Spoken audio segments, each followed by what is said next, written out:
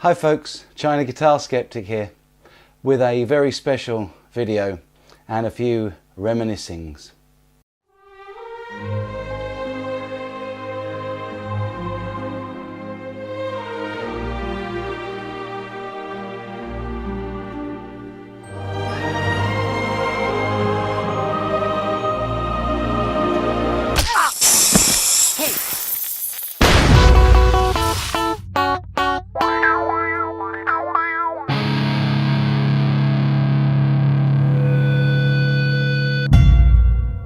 Yeah, hi folks.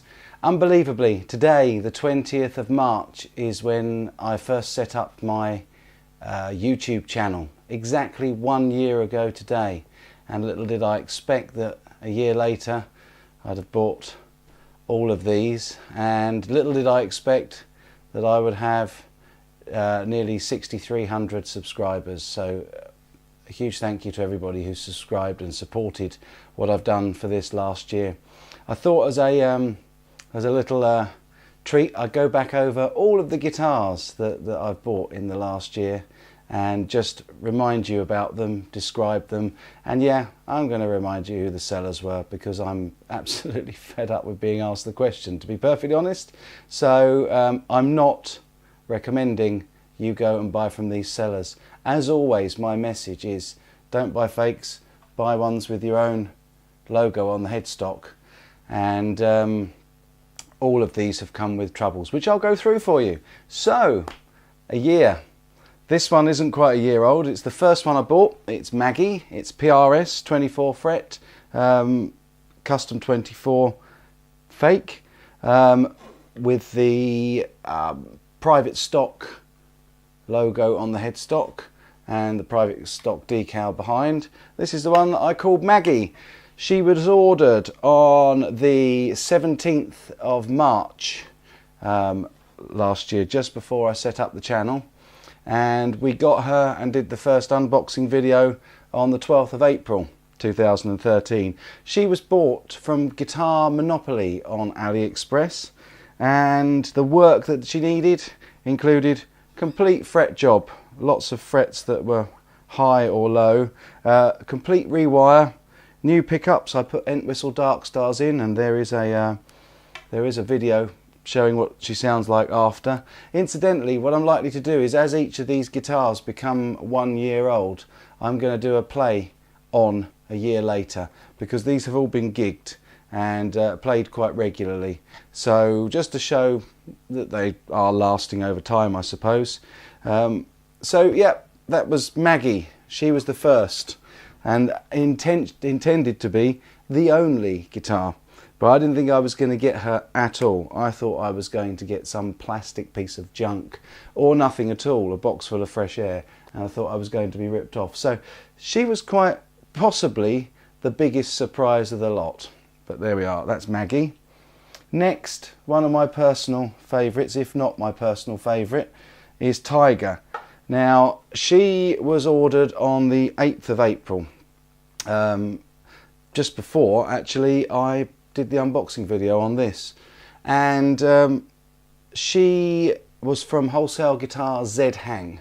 No, the reason I'm looking a bit confused is I'm sure that I received Maggie before I put in the order for Tiger. In fact, I know that I put in the order for Tiger on the day that Maggie came. So obviously the video was uploaded a little later, but she was ordered on the 8th of April. So I'm guessing that Maggie must have come on around the 7th or 8th of April. So there we are. Anyway, Tiger, another 24 fret, custom 24, supposedly a 10 top, according to the decal on the back of the headstock.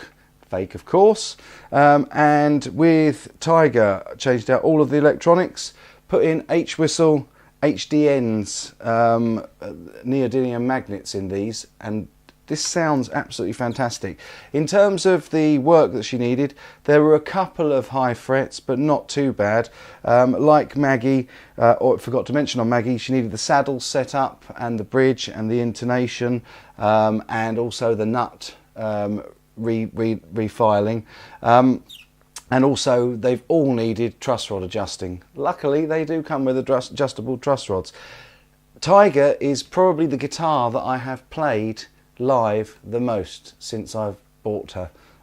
Sounds really lovely. I don't know if it's the Entwistle HDNs or if it's just the feel of this neck. It's slightly thicker actually, funny enough, than Maggie, and I generally tend to prefer a thinner neck. But yeah, Tiger, beautiful colour, and she needed lots of work like all the rest, but one of my favourites. Then, due to popular demand, I never intended to buy any Les Paul fakes, Chibsons as we've christened them, but Mitzi was by popular demand from my growing subscribers. By the time I got these two videos up, in fact by the time the first one went up, I was getting quite a swift uptake of subscribers, so that was the whole reason for carrying on really. So I would say that everything from Tiger onwards has been bought in response to demand from you nice people. So anyway, the first Chibson by popular demand, Mitzi, a custom design, the Gibson custom Les Paul. Yep, she was ordered on the 22nd of April and arrived on she was ordered on the 1st of March and arrived. No, what am I saying? She was ordered from Wholesale Guitar Z-Hang, who I bought Tiger from, on the 1st of May. There we go, 1st of May 2013. I can't read my own writing here. And she arrived on the 22nd of May. She was probably the worst setup in terms of what the pickups sounded like and the electronics. Again, the entire electronics were swapped out, and this is the one I did the video on. All of the inside was shielded, as was Maggie and Tiger, and I replaced the pickups, but this time for Iron Gear Tesla Sharks, a stock black in the bridge position and a Tiger stripe in the neck position, and these pickups sound awesome. There were some quite numerous fret issues, truss rod adjustment required, nut adjustment required. All of the electronics were replaced, as I say, but turned out to be not a bad guitar. This was the first online that I'd seen with the fret end bindings. So that was Mitzi, Mitzi Dupree for those Deep Purple fans, hence why she's called that, being this lovely deep purple colour. Quite a nice top on this. Wasn't really the colour I was expecting, but not bad for the first Chibson I got. No scarf joint. I don't know why people don't want scarf joints, other than the fact that the Gibsons don't have scarf joints. They actually increase the strength of the neck because the grain of the wood is turned and is stronger, whereas when you've got a grain going straight up the neck, that way, as the headstock turns, you end up with lots of different grains and makes it much weaker. But there we are, never mind. Then we move on. On the 22nd of April, when Mitzi arrived, I ordered my first custom headstock. I didn't want this to have any copyright infringement at all. As it happened, the manufacturer did include the private stock decal, which I was really upset about because I didn't want that. But this again, this is a custom 22 supposed 10 top with my own headstock logo on it, and it's got a really nice detail in that the birds are outlined in gold and the internals are abalone. This was almost impossible to play because they'd set the neck too far back against the body, but as you will see, over a period of time, I managed to pull that neck forward and get, although it's high action now, it probably needs a readjustment. I managed to get this one working. All the bridge, saddles, intonation were done. Lots and lots of high and low frets were sorted out. The nut was reshaped and recut. Not replaced, only one nut replacement so far. And again, I went for Tiger stripes this time and went back to the Entwistle Dark Stars, which I really like the sound of. This guitar sounds lovely, sort of a cross between a Les Paul and a PRS, I think, because of the choice of pickups. But This one was from Angeline Lee, and I strongly disrecommend Angeline Lee because her service was appalling. When there were problems with this guitar, she didn't want to know, and so do avoid that one. I won't recommend sellers, but I can discourage you from using poor sellers, and Angeline Lee is not one that I would use ever again. So there we go. Then we move on the 20th of August, I found a new seller, Sarah Lee, who sent me a Greenie Moore, which is the guitar that's probably had the biggest number of hits on my channel. And as you can see, I'm no further through the work on Greenie Moore. We've still got the bridge off. There's some fret leveling to do. I'm going to change out all the electronics. This one you've seen quite a few videos on. I did the Peter Green mod on the pickup, so go and have a look at that video if you haven't seen it. And the idea of this was to create a guitar that was as close as possible to Gary Moore's Peter Green guitar. This one has had the nut replaced, and I'm in the process of refiling that nut. It's just that again it's sitting too high, so part of the ongoing work on this is to work on the nut. The next job for this is to do all of the shielding, change out the electronics for vintage wiring, and I'm toying with the idea of putting the chrome plated iron gear Tesla Shark I've got that's already got the Greenie Moore mod on it into the neck, but we'll see how that goes. New switch on this. I've got new pickup surrounds to go on. We've changed it for a conversion kit for metric to ABR1 bridge. I've got a aluminium tailpiece on this, and yeah, the only problem we had was she came with a big crack in the neck. So Sarah Lee sent me completely free of charge GM2, which I've done nothing to in terms of major setup. I've adjusted the truss rod and leveled a few of the high frets. These are stock pickups that came with it. They're potted, they're not microphonic like this one, this one, this one, this one were. This wasn't microphonic, Greenie Moore one wasn't. Sorry, camera run out. Yes, I got a case with Mitzi, with the personalised PRS, and with Greenie Moore, and I ordered a case for this but it didn't come with one, so I got a refund for the case.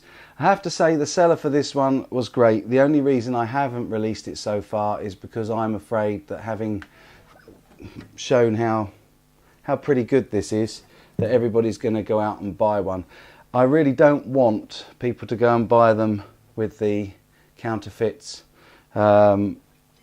logos on them, so please get your own logos put on and you'll have a really cool custom guitar. I really wish that I'd have my own logo put on this, and I'm seriously considering buying another one with my logo on the headstock. So the question that everybody keeps on asking, this one was bought from a new seller, and the seller for the D45 was great deal on AliExpress. All of these guitars have been bought on AliExpress. I just want to address once more for all of my new subscribers who've subscribed since I did a buyer beware video. All of these Chinese fakes, and that's what we have to call them because they are counterfeits, they are fakes, you get what you pay for. All of them need extensive work, all of them need a proper setup.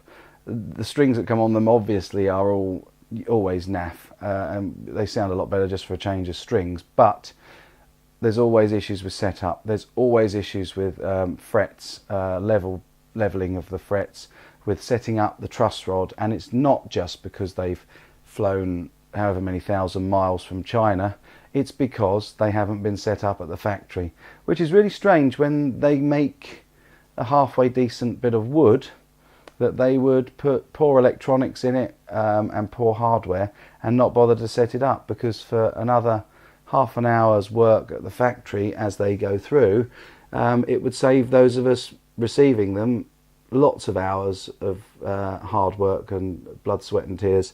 So I want to reiterate in closing that this past year, I've done this because there's been an interest and people have subscribed and they've supported what I'm doing and they've been interested. But I am not in any way, shape or form condoning anybody buying counterfeit guitars. And I'm also not saying do as I say, not do as I do, because the only reason I've bought the rest was due to demand from you lot as subscribers. I've enjoyed making the videos, I really do, and I love seeing the positive comments and the supportive comments.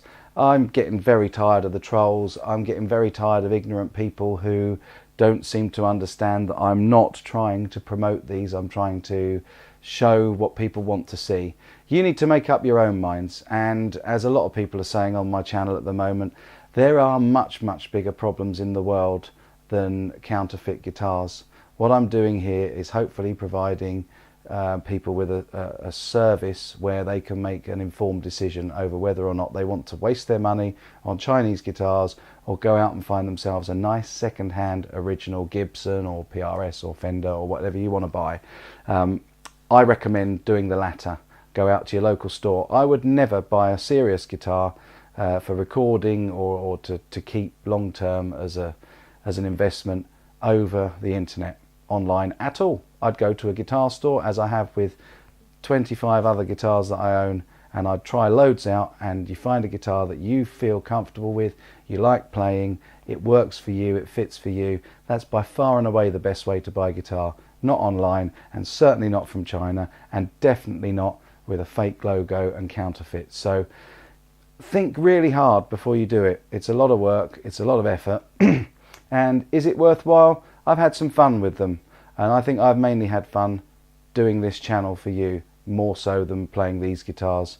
I've got 15 other guitars that play better than any of these, and that I enjoy playing. Yeah, they're great to gig with because you can take them out and you can scratch them and you can drop them. Already the Martin D45 has been chucked around and got scratches and scrapes on the back. I've used that live, and I'd be mortified if I'd spent however many £1,000 that a new D45 would cost and it got scratched.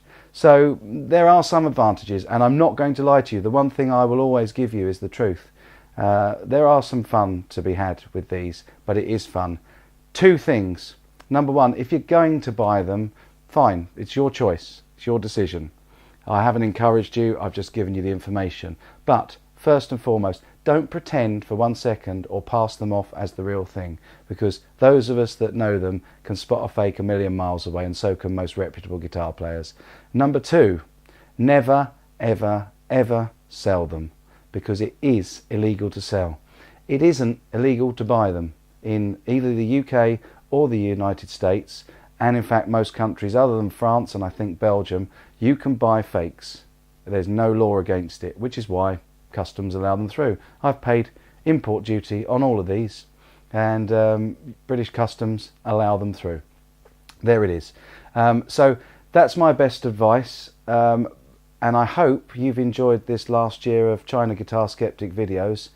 I'm now running out of money because these are all funded by me for this channel, and I'm not independently wealthy, and I'm not making any return on this channel, so I'm doubtful that I'll be buying any more in a hurry.